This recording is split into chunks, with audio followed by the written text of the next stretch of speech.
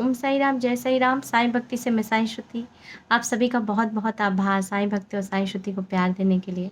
आज मेरी एनिवर्सरी है और आप सभी से गुज़ारिश है कि ऐसा ही आशीर्वाद और प्यार बनाए रहे मुझ पे और मेरे सतीन जी पे, और ऐसे ही मैं हर साल विवाह की वर्षगांठ बनाते रहूँ आप सभी के साथ। आज मैं साईं बाबा की जो व्रत कथा है, साईं भक्त सारे पूछ रहे थे कि व्रत कैसा, कथा कैसे करना है, तो इस पुस्तक में जो विधि है, जिस विधि के अनुसार हमें प्रॉपर सही रूप से साईं व्रत कथा करनी चाहिए और साईं व्रत जो 9 व्रत है उसका उपवास करना चाहिए, उसके विषय में बताऊंगी।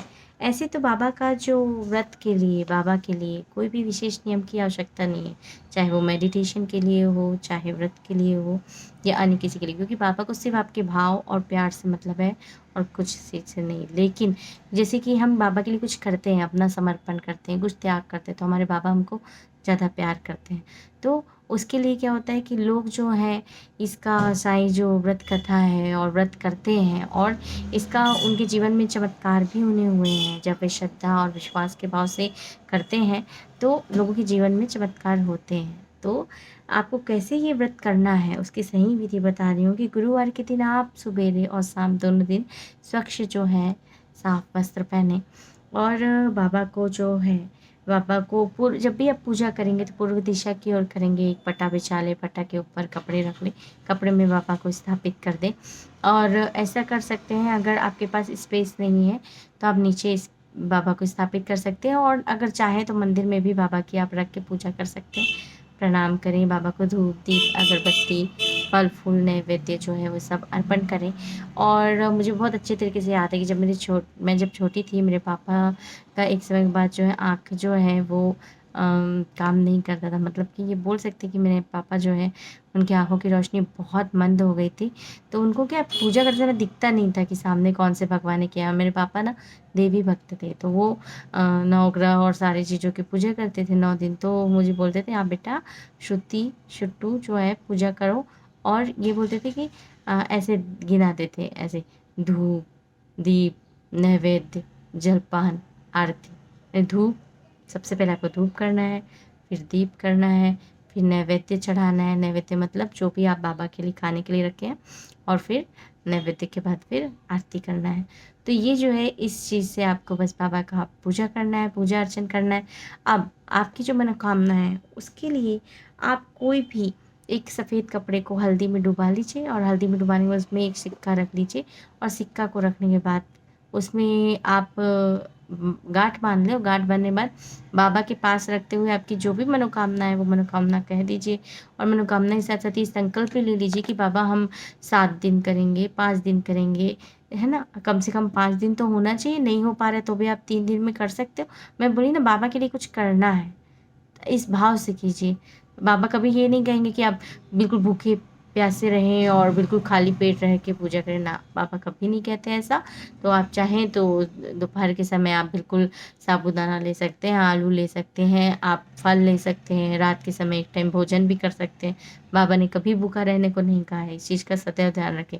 अब बात है कि भक्ति और शक्ति की, आपकी जितनी शक्ति है, आप चाहते हैं आप इसे बहुत बेहतर कर सकें, जो भी है वो आपका और बाबा का संबंध है, तो वो आप कर सकते हो, आपको अगर करना चाहो तो। बाकी तो मैं भी नहीं करती और बाबा भी कभी नहीं कहते, क्योंकि मैं जो है मैं बाबा के कहने पे चलती हूँ। और कभी कोई चीज़ में मुझे तकलीफ़ होती है, मैं बोलती हूँ बाबा मुझसे ये नहीं हो पा रहा है, ये इसमें ज़्यादा तकलीफ़ हो रही है। तो मेरे बाबा इतने प्यारे हैं कि वो उतना माइंड नहीं करते, उतना बल्कि जो मैं करती हूँ वो स्वीकार करते हैं। हमारे साईं की एक ख़ासियत है कि हमारे बाबा कभी एक्सपेक्ट नहीं करते कि सामने वाला ये करे वो करे वो करे। बाबा सामने वाला जो करता है उसमें ही वो खुश है। यहाँ तक कि बाबा तो ऐसे बोलते हैं, कभी कभार अगरबत्ती भी कोई नहीं लगा रहा है ना, बाबा बोलते हैं बस मेरा देखना, मेरी ओर देखना ही काफ़ी है। आपने अगर मान लो कोई फ़ोटो है, फ़ोटो कहीं आपने ऐसी जगह रखी है कि आपका ध्यान पड़ता है और आप बाबा को देखते हो, तो बाबा तो ये कहते हैं कि मेरी ओर देखना ही काफ़ी है। तो यहाँ पे जो है आप ऐसी व्रत कथा करेंगे, उसके बाद ये जो पुस्तक होती है इस पुस्तक को आप पढ़ना है, और पढ़ने के बाद फिर आप पुस्तक को पढ़ने से पहले भी मस्तक पे लगा लें, बाबा को फल फूल और जो भी है अर्पित करना है करिए, और अष्टोत्तर नामावली पढ़ें। अब ये व्रत करने से होता क्या है? तो इस व्रत को करेंगे तो आपके जीवन में सुख समृद्धि आएगा, सुकून आएगी, शांति आएगी, सरलता, सद्बुद्धि और पवित्रता आता है। खास ही का हमारे जो जीवन में रिश्तों की में जो दूरियाँ आ जाती हैं, तो आप जाकर बाबा से कहेंगे कि ऐसी-ऐसी प्रॉब्लम है बाबा, तो बाबा रिश्तों की दूरियों को भी कम कर देते हैं। और साथ ही साथ जितने भी क्लेश, दुःख और वास्तु दोष होते हैं, वो सारे संपूर्ण होते हैं। इसको आप करें, बिल्कुल विश्वास के साथ करें, संपूर्ण श्रद्धा से करें और विश्वास से शांति, उल्लास का आगमन ज़रूर आपके घर होगा। आपको बस करना है, आपके मन में जो है ये जो पुस्तक है, जैसा भी इसमें बताया है, तो इसमें ये बताया है कि आप जब ये करते हैं, तो आपकी भाग्य वृद्धि, पुण्य वृद्धि और सुख समृद्धि में वृद्धि होती है। और मन्नत किए गए जितने भी ये जो मैं बोली ना कि पहले दिन चढ़ाना है, तो उससे पहले दिन जब आप संकल्प करते हैं ना तभी चढ़ाना है। और उसके बाद फिर जैसे दैनिक पूजन आपका जैसे आप हमेशा सब भगवान का करते हैं, वैसे ही पूजन करना है और कुछ नहीं। ये जो व्रत है, ये चाहे स्त्री रखे, बच्चे रखे, सभी लोग रख सकते हैं। 5, 7, 9, 11, 21 इस विषम संख्या में रख सकते हैं ये व्रत। याद रखिए व्रत के दिन देखो भूखे नहीं रहना है, क्योंकि बाबा जो है वो कभी भूखे रहने को नहीं कहते। हमेशा आपको फलाहार करना है, भोजन मीठा, नमकीन कैसा भी हो सकता है, ज़रूरी नहीं है। क्योंकि अब जैसे कि फॉर एग्ज़ाम्पल जैसे कि गुरुवार का व्रत है, जब हम विष्णु जी का रखते हैं तो मीठा बोलते हैं कि मीठा खाना चाहिए, उस दिन नमकीन नहीं चलता। पर बाबा के व्रत में ऐसा कुछ नहीं है। आप मीठा, नमकीन आपको जैसा खाना है, आप वैसा खा सकते हैं। लेकिन तामसी चीज़ों से बचना चाहिए, कोशिश करना चाहिए, बाकी ऐसा वो है। हाँ, व्रत जो है ये बहुत सरल है, सरल होने के बाद बहुत चमत्कारी भी है। धैर्य और संतोष के साथ करें, बाबा की प्रतिमा के सामने धूप और अगरबत्ती ज़रूर लगाएँ। और ये जो व्रत है सूतक हो, पातक हो, श्राद्ध हो, किसी भी समय रखा जा सकता है। इसके लिए कोई ऐसा नहीं है कि इस समय जो है इनकी पूजा नहीं कर सकती, क्योंकि ये वो मेरे गुरु स्वरूप में हम इनकी पूजा कर सकते हैं। और अगर मान लो कोई गुरुवार है, गुरुवार के दिन आपका वो गुरुवार छूट गया या कुछ भी ऐसा हो गया, तो आप उसको एक्सटेंड बढ़ा सकते हैं। गुरुवार जो है, ये वाला गुरुवार नहीं हुआ तो आप वो दूसरे गुरुवार में ऐसे कर सकते हैं, बढ़ा के अपना 9 कंप्लीट कर सकते हैं। कोई भी अपने मन में भय पालने की आवश्यकता नहीं कि अरे! ये गुरुवार छूट गया, मुझसे गलती हो गई, मैंने व्रत रखना भूल गई या कुछ, यानी कुछ भी इस टाइप का मेरे कहने का मतलब है, कोई भी भ्रम लाने की ज़रूरत नहीं है। आप हमारे बाबा जो हैं वो बस भाव के भूखे हैं। उनको आपका नहीं है कि आप भूखे रह रहे तो उनको अच्छा लग रहा है। आप श्रद्धा से उनके लिए पूजा कर रहे हैं, भक्ति कर रहे हैं, उसमें जो कि भगवान जो है ना, वो भक्तों का भी भूखा होता है, भक्तों के भाव का भी। भगवान जब भक्तों को देखते हैं ना, भक्त भगवान को इतना प्यार करते हैं ना, तो उनकी जो भावना है, वो बहुत खुश हो जाते हैं। तो ऐसे ही हमारे बाबा हैं।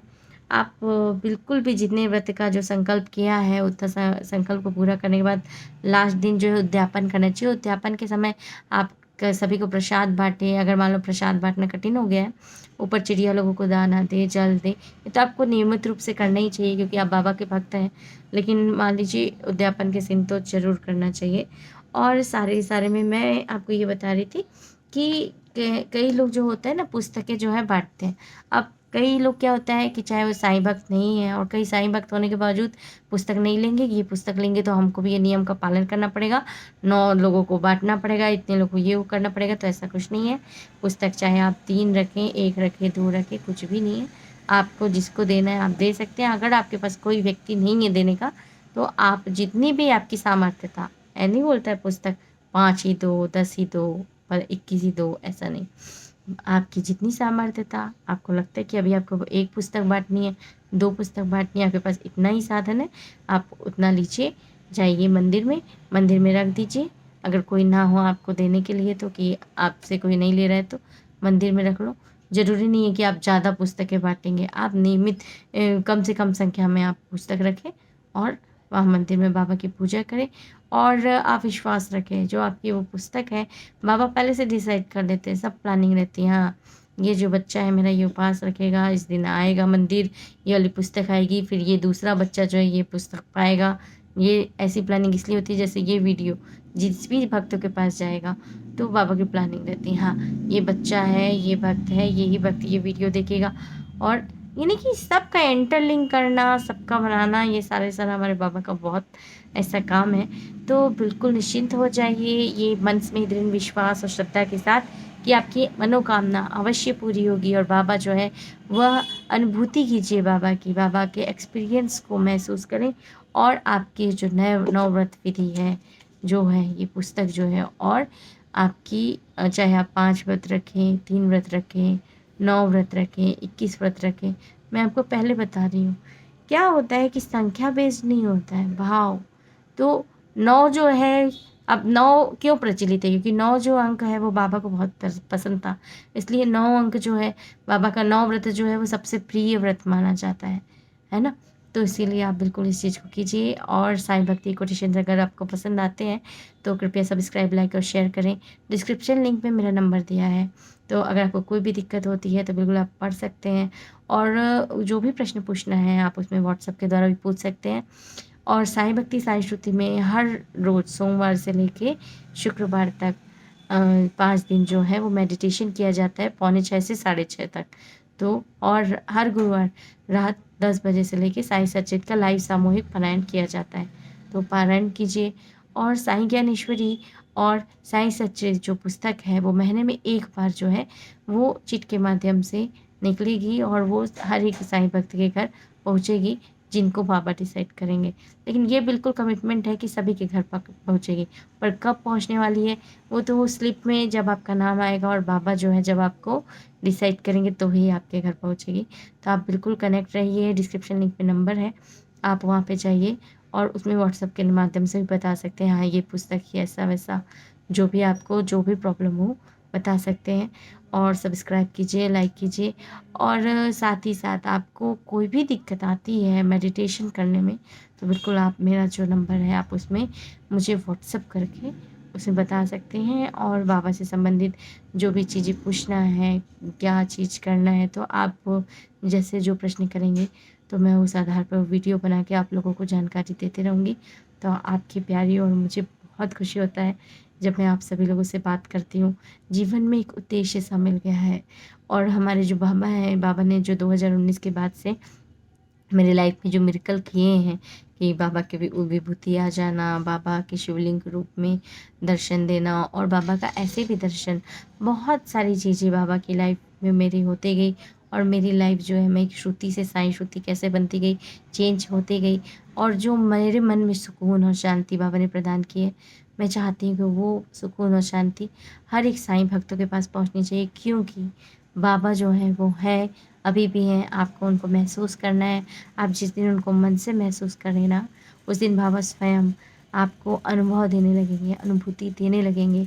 तो किसी भी देखिए, विश्वास और अंधविश्वास की एक महीन रेखा होती है। अंधविश्वास से मत बीतिए, लेकिन अपने विश्वास को दृढ़ता से कायम रखिए। इस सोच के साथ फिर हमारी मुलाकात होगी, ठीक है? ओम साई राम, जय साई राम।